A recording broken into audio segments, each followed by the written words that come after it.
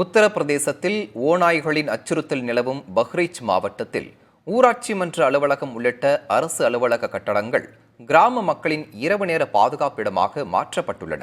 இதுகுறித்த கூடுதல் தகவல்களை விரிவாக கூறுகிறார் களத்தில் இருக்கும் செய்தியாளர் ராஜீவ்.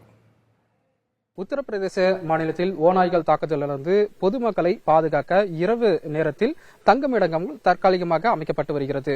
பஹ்ரைச் மாவட்டத்திற்கு உட்பட்ட பல்வேறு கிராமங்களில் ஓநாய்கள் தாக்குதல் தொடர்ந்து நடைபெற்று வருகிறது. இந்த நிலையில பொதுமக்களை பாதுகாக்கும் வகையில் இரவு நேரங்களில் தங்குமிடங்கள் தற்காலிகமாக அமைக்கப்பட்டிருக்கின்றது. அது போன்ற ஒரு தங்குமிடத்தில் தான் நாம் தற்போது இருக்கின்றோம். சந்துபையா என்ற கிராமத்தில் பஞ்சாயத்து அலுவலகத்தை இரவு தங்குமிடமாக மாற்றி அதற்கான நடவடிக்கைகளை எடுத்திருக்கின்றது இந்த மாவட்ட நிர்வாகம். இங்க இருக்கக்கூடிய மக்கள் ஓநாய்களால் தாக்கப்பட்டும் அதே போல இவர்கள் தங்கியிருக்கக்கூடிய வீடுகள் பாழடைந்த நிலையில் அங்கு ஓநாய்கள் இவர்களை தாக்கக்கூடும் என்ற ஒரு அச்சத்தில் இருந்த நிலையில தான் தற்போது அவர்களுக்கு தற்காலிகமாக இந்த தங்குமிடங்கள் அமைக்கப்பட்டு இருக்கின்றது. இங்கு பலரும் இரவு நேரங்களில் தங்கி வருகிறார்கள். அதே போல அருகேயும் பள்ளிக்கூடங்களிலும் இரவு நேர தங்குமிடங்கள் அமைக்கப்பட்டு வருவதாக மாவட்ட நிர்வாகம் சார்பாக தெரிவிக்கப்பட்டிருக்கின்றது. குறிப்பாக முதியவர்கள் ஆகட்டும் அதே போல இளைஞர்களும் அதிக அளவில் இங்கு தங்க வைக்கப்பட்டு வருகிறார்கள். இரவு நேரங்களில் அவர்களுக்கு தேவையான அனைத்து உணவு வசதிகள் வழங்கப்பட்டு வருகிறது. காலையில அவர்களுக்கான அந்த காலை உணவுகள் வழங்கப்படுகிறது.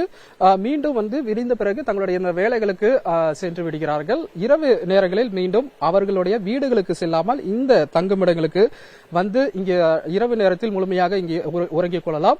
அதற்கான ஏற்பாடுகள் முழுவீச்சில் செய்யப்பட்டிருப்பதாக அவர் தெரிவித்திருந்தார். அந்த உள்ளார இருக்கக்கூடிய அந்த வசதிகளை கூட நம்மால் பார்க்க முடிகிறது.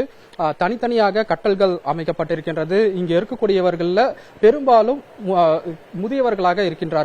காரணம் முதியவர்கள் அதிக அளவில் தாக்கப்படுறாங்க. முதல்ல குழந்தைகள், அதன் பின்பு முதியவர்கள் தான் இந்த ஓநாய் தாக்குதல்ல பாதிக்கப்பட்டவர்களாக இருக்கக்கூடிய நிலையில அவர்களை பாதுகாக்கும் விதமாக அவர்களுக்கு தேவையான வசதிகளுடன் இந்த தங்குமிடங்கள் அமைக்கப்பட்டிருக்கின்றது. இங்கு அவர்களுக்கு உணவுகள் வழங்கப்படுகிறது. அதே போல அவர்களுக்கு தேவையான அடிப்படை வசதிகள் அனைத்தும் இங்கு செய்யப்பட்டு வருவதாக அவர்கள் கூறுகிறார்கள்.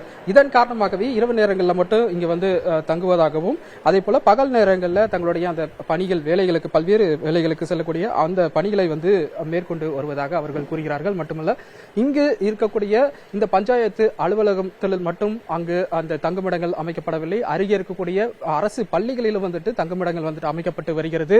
இது போன்றுதான் ஒவ்வொரு கிராமத்தில் இந்த ஓநாய்கள் அச்சுறுத்தலால் இருக்கக்கூடிய ஒவ்வொரு கிராமத்திலும் மாவட்ட நிர்வாகம் சார்பாக இரவு தற்காலிக தங்குமிடங்கள் அமைக்கப்பட்டிருக்கிறது. இந்த தங்குமிடங்கள் எத்தனை நாட்கள் இருக்கும் என்று கிராமப்புற அதிகாரிகளிடம் நாம் கேட்டபோது அவர்கள் கூறியது, அடுத்தடுத்த நாட்கள்ல ஓநாய்கள் தாக்குதல் தொடர்ந்து நீடிப்பதால் முழுமையாக இந்த தாக்குதல் நிறுத்தம் வரையாக அந்த தங்குமிடங்கள் செயல்படும் என ஒரு உறுதிப்பட ஒரு தகவலை தெரிவித்திருக்கின்றார்கள். எனவே ஓநாய்களுடைய இந்த தாக்குதல் முழுமையாக எப்போ முடிவடையுமோ அதுவரை இந்த தங்குமிடங்கள் செயல்படும் என அதிகாரிகள் தெரிவித்திருக்கின்றார்கள்.